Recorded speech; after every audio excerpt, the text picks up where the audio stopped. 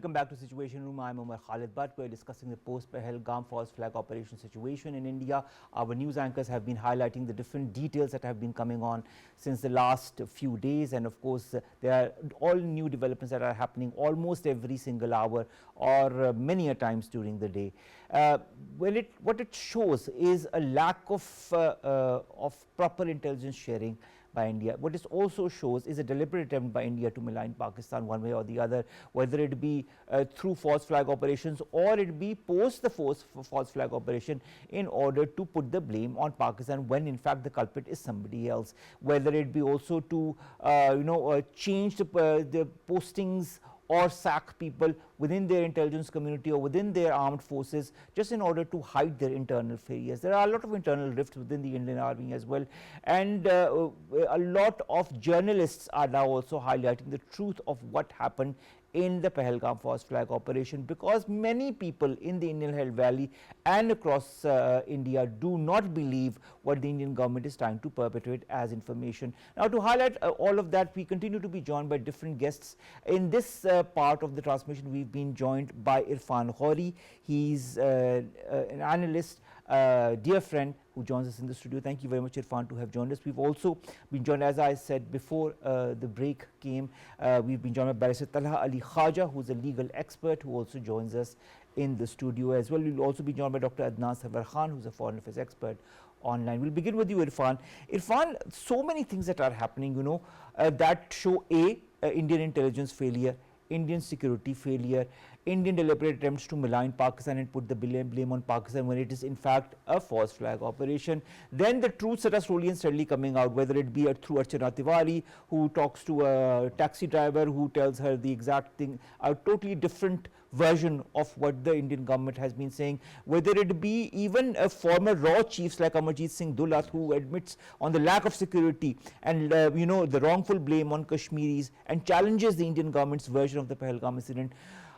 Within India, within the Indian apparatus, we have people who are questioning the legality or the reality of what happened on the 22nd of April. What's your take on all of that? What is all of this leading to? Thank you, Omar. Thank you very much. I think it's now 10th day today that this incident happened, and till now we haven't seen any, not only us, even the international community, they haven't seen any tangible evidence so far. And as you said, now even the people in India, they are questioning, not only the common people, but former Raw chief and some credible journalists.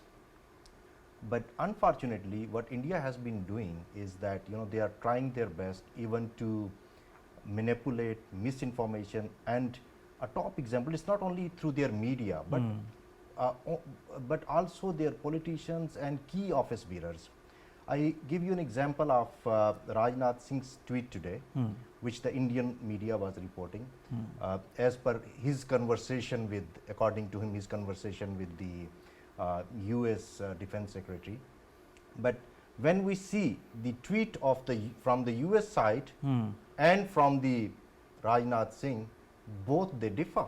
Just like Marco Rubio and Yes. the Indian External Affairs Minister. So that is the reason that second or third day after this attack, the Indian government, they invited different diplomats, and they put the blame on Pakistan, and whatever their stance was, they gave it to them. And then the international media leaks. When I say international media, it's not Pakistani media, it's from the US media, the BBC. European media, BBC. They questioned that the diplomats over there, they was not satisfied with that. That is the reason that whoever were the India was expecting support from the US, maybe from the Quad or other countries. That support hasn't come.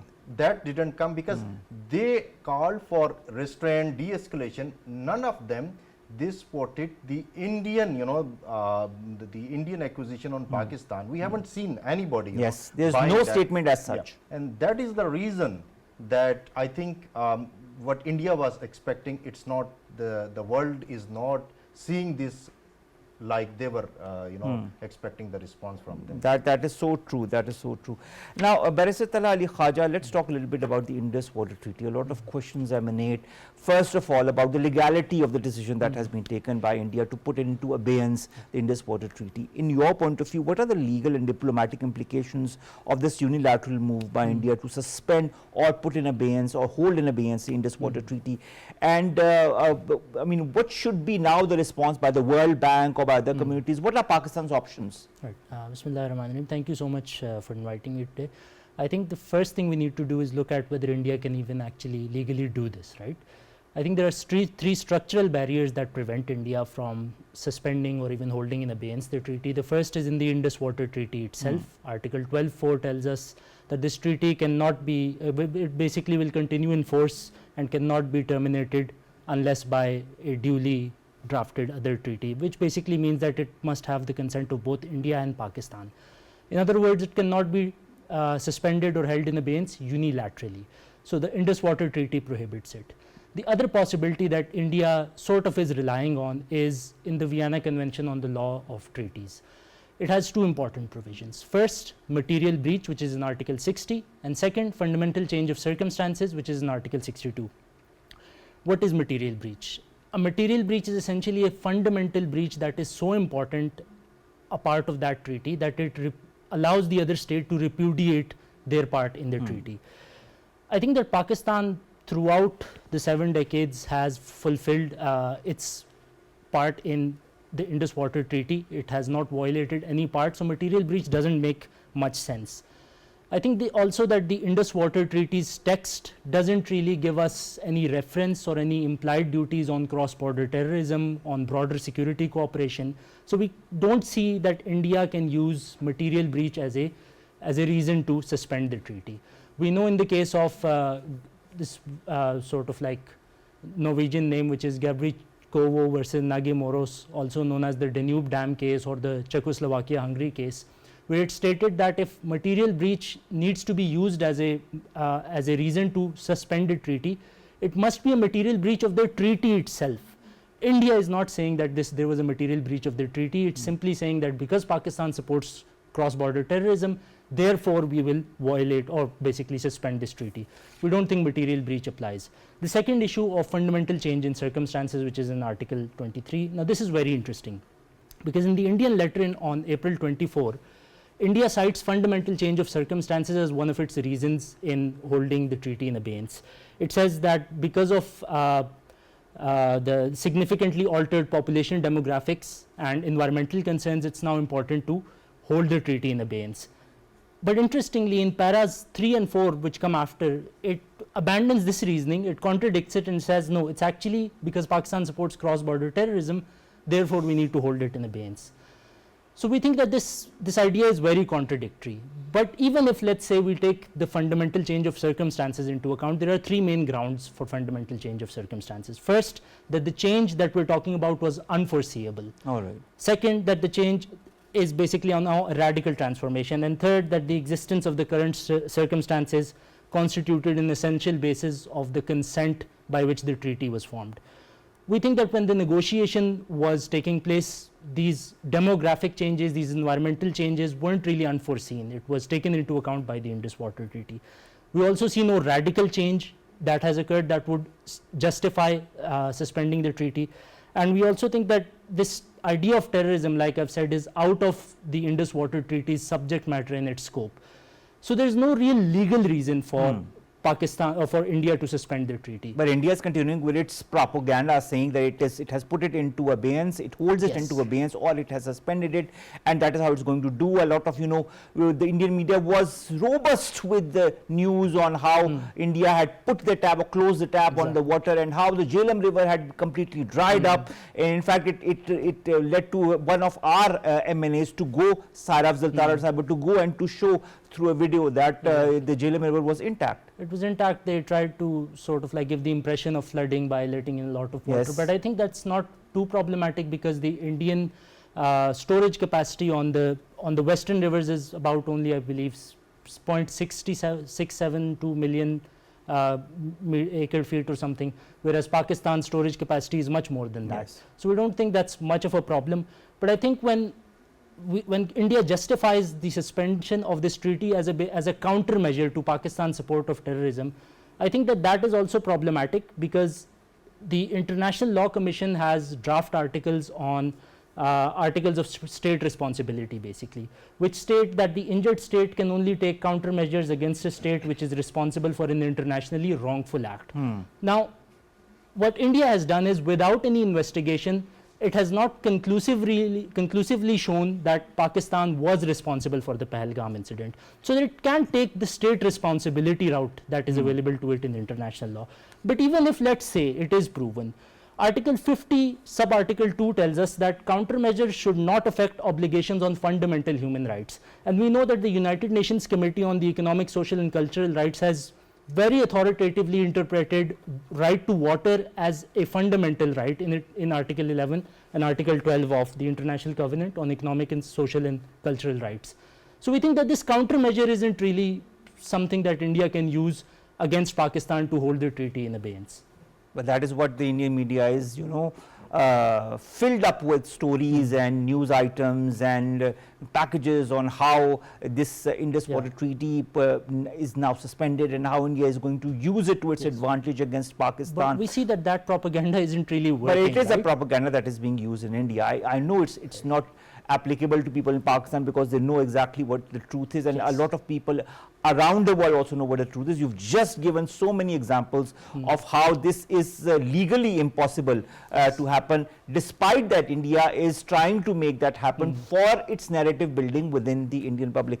Irfan, Ghouri, narrative building is something that India really knows how to do as far as the Indian media is concerned, as far as fooling its own public is concerned. Is this another chapter in that? Does the Indian public know? I'll just want to cite two things. Naib Subedar Surinder Singh, who talks about the fallacies that exist as far as the Palagham false flag operation is concerned, and he says that there is a lot of people within the army are questioning the credibility of their armed forces as well, particularly in conflict zones like Kashmir.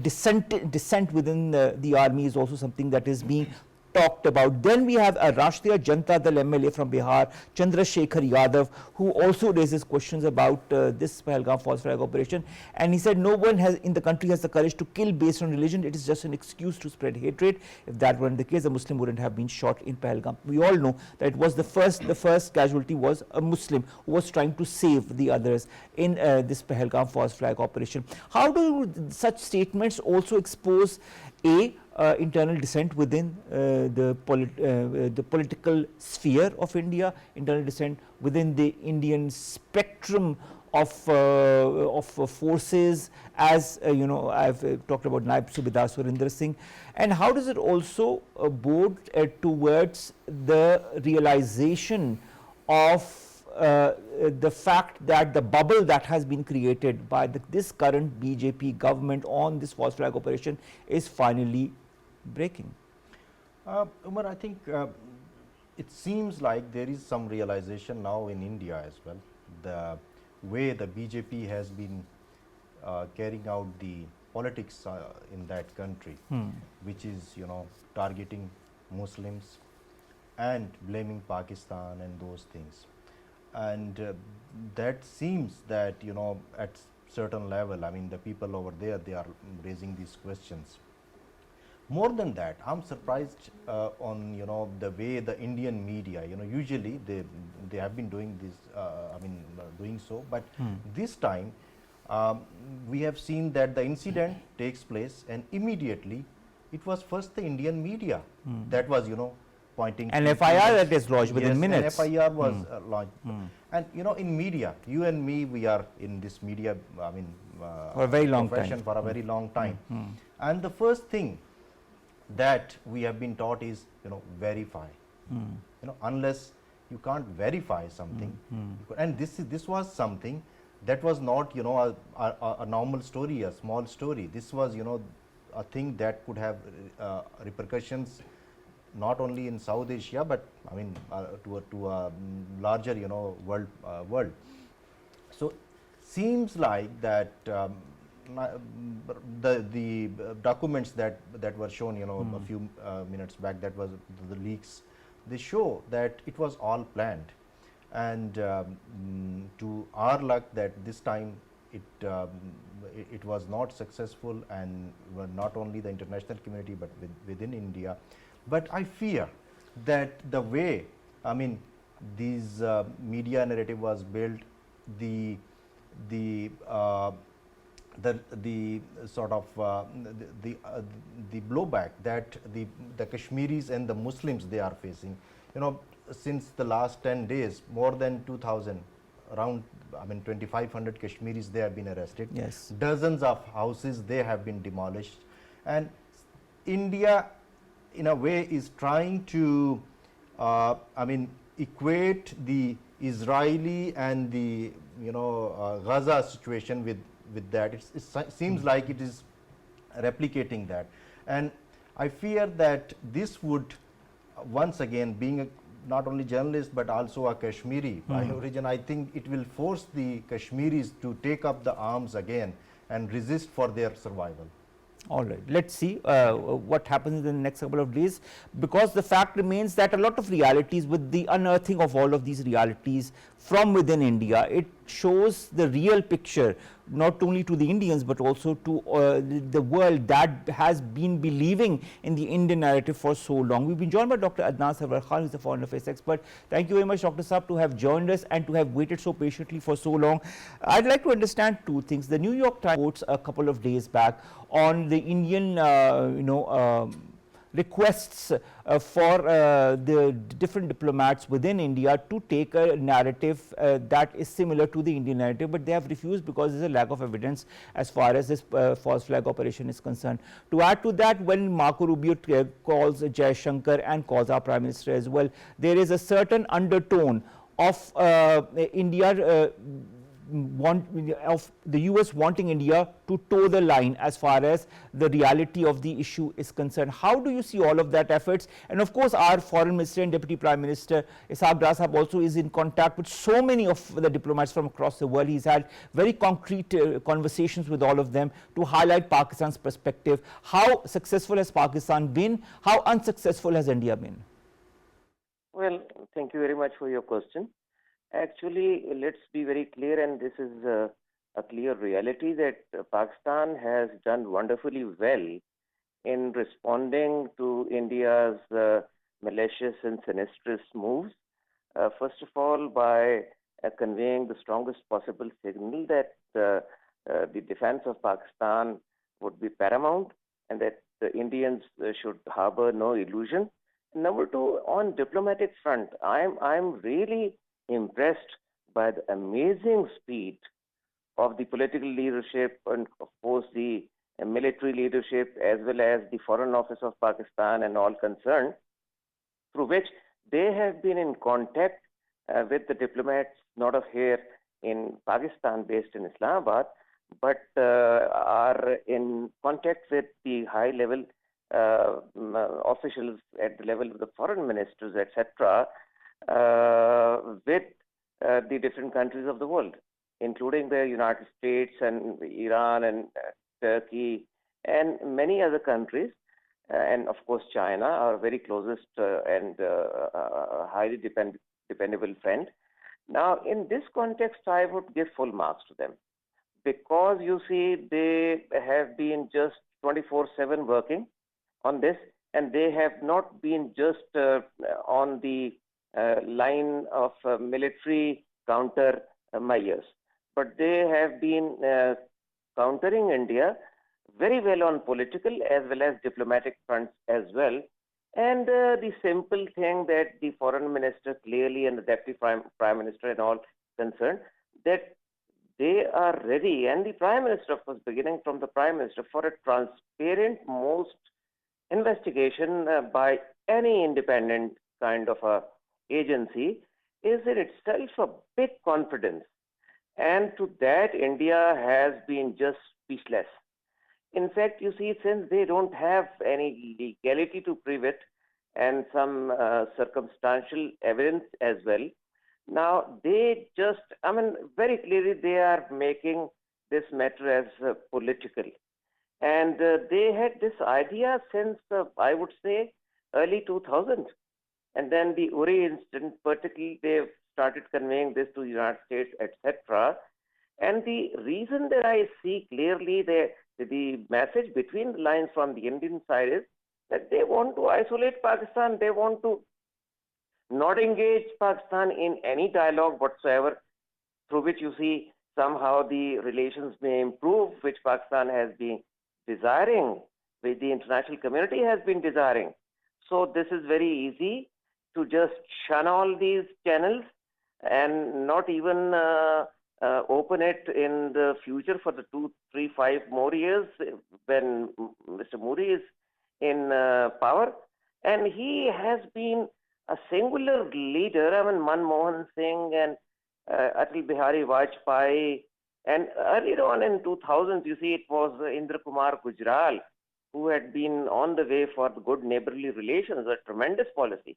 Now, this man has been just riding on the anti-Pakistan and anti-Muslim horse to be as much popular amongst the Hindutva as possible.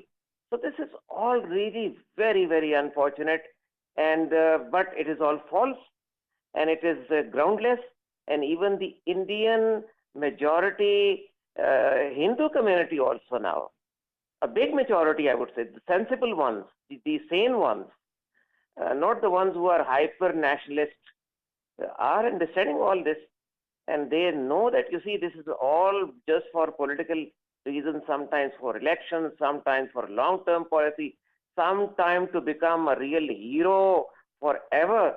That 370 article was also scrapped, and 35A, and then the rest of the matters, and that the Indians would write him with the golden name.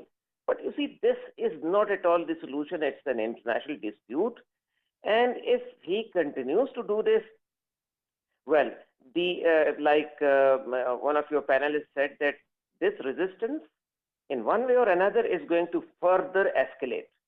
So then blaming on everything on Pakistan, by the way, you see, according to international law, if any nation is so much, you see, under occupation for such a long time, 70 long years, and it is facing tyranny and repression and whatnot, it has the right of defense for itself according to international law. So they themselves can wage this struggle, even if for 1 minute we say that this was really done by some organization there. So they can do that, because what else they have to resist? And the killings, the dishonoring of the women, and the kidnapping and whatnot. I mean, it is untold. Kind of what one can say, it is not. One can tell very easily to every respectable person. It's so filthy. So I would say that they should better come into senses. And if they have bad relations with Pakistan, no matter they do whatever in the world economically, they would never emerge even as a regional power, let alone as a global economic and regional power. They would not be, in fact, come out as Dr. Saab, the fact of the matter is that India's lies have been unearthed, India's lies have been exposed throughout the world. Now the world understands the true perspective about false flag operations and about the situation in Indian illegally occupied Jammu and Kashmir as well. And in fact, whether India likes it or not, it has highlighted, brought back into the limelight the whole issue of Indian illegally occupied Jammu and Kashmir. We have to go to a short break. We'll be right back.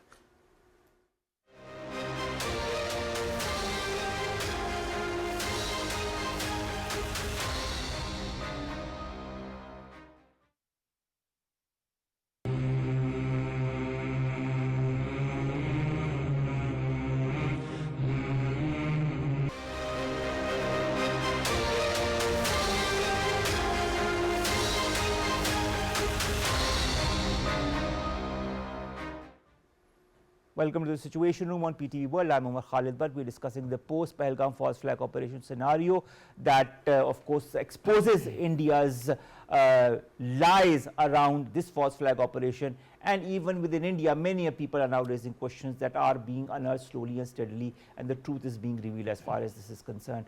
Last two questions to my two eminent guests. I'll begin with you, Barrister Talha Ali Khwaja. What options does Pakistan have as far as this Indian decision, unilateral decision to hold the Indus Water Treaty in abeyance is concerned?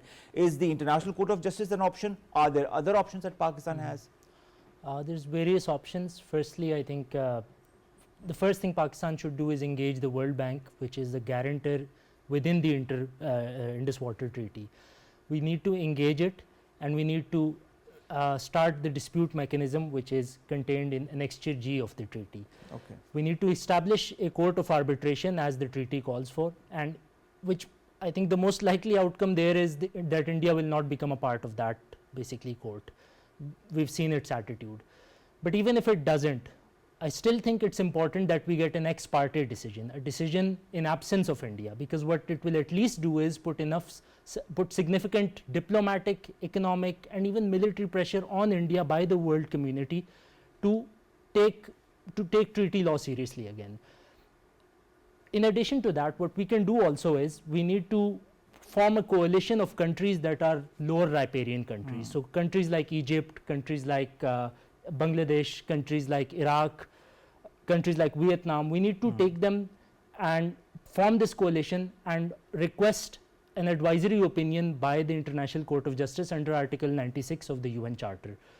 Again, an advisory opinion is not binding, but we see that the attitude that this BJP-led India has, it is not really going to respond to a case in the International Court of Justice. So at best what we can do is get an advisory opinion in our favor, get possibly a United Nations General Assembly resolution in our favor with the support of all these countries, and establish a clear precedent so that countries like India or countries like Pakistan that have to suffer from countries that are on the upper riparian, that doesn't happen anymore. I think it's important that this ICJ advisory opinion comes, because we need to look at the legal ground or the legs that India is standing on. It is calling for stopping the water of Pakistan, which is a lower riparian. Ironically, India is a lower riparian to China. Yes. If it stops the water for Pakistan and it comes with some sort of legal reasoning, how does it stand on that legal reasoning when it would suffer the same fate against China? So that is the first thing that we need to do. On the long term, I think this is very responsible state practice on the basis of India. India champions itself as a leader of the global south in terms of environmental issues, on climate change issues. We need to push them on this.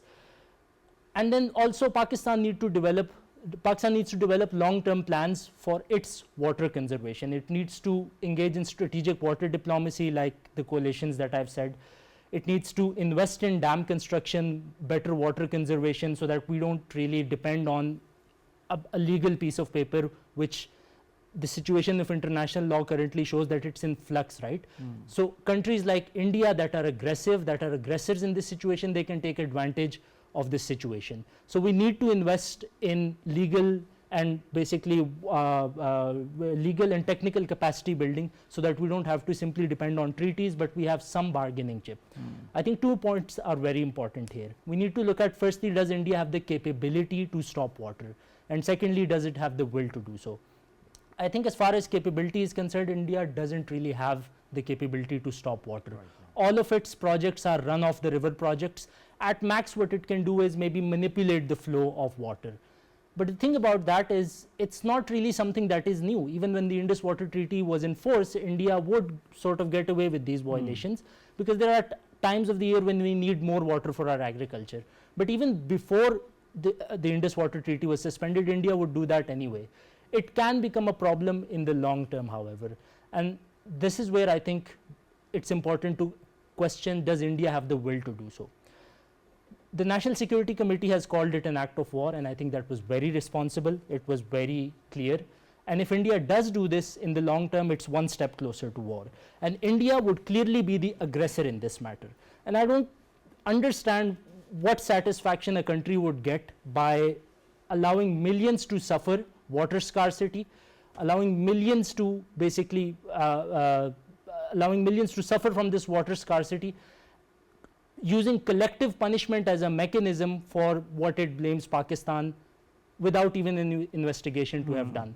We think, yes, we think that this is an extremely immoral act by India, and this should be. You know, you have really broadened this whole Pakistan's narrative around the Indus Water Treaty in a very technical and effective manner, and thank you very much for that to have highlighted. Last question to my dear friend Irfan Ghouri, and that concerns counter-terrorism expert Ajay Sani. I mean, this adds to the list of the already the journalists or the MLAs who are also questioning India's false narrative, and he also calls the Palagham incident a failure of the Modi government. He says the Modi government is running false propaganda for political gain. What are the implications of Ajay Sani's recurring use of false flag, India's recurring use of false flag operations for domestic political gain, especially in light of Ajay Sani's criticism of these propaganda tactics that that Modi's government is using? Umar, I think now it's becoming clear that the stance that Pakistan had, that it is a false flag operation. Like we had been saying this in the past as well, but India somehow, you know, because of their clout and whatever the reasons, they were able to, you know, manipulate the information. And but this time, I think on Pakistani side as well, the offer from the highest level in Pakistan, when I'm saying highest level, the Prime Minister of Pakistan, that we want an international, we are open to an international probe into it, and we have been repeating that. And I think in a situation where we have our own narrative, and the Indians, of course, they have their own narrative, in such a situation, this is a very, you know, reasonable sort of solution. That but why would India want to accept such a reasonable solution when it knows the reality of the fact? No, but the thing is that if they don't accept it, that is the reason. And you haven't been able, when I say, I mean the Indian government, they initially they claimed that they were the 4 people who perpetuated this act, and they said that, you know, and that act was done in a area which is highly fortified. We know that more than, you know, 700,000 soldiers they deployed there.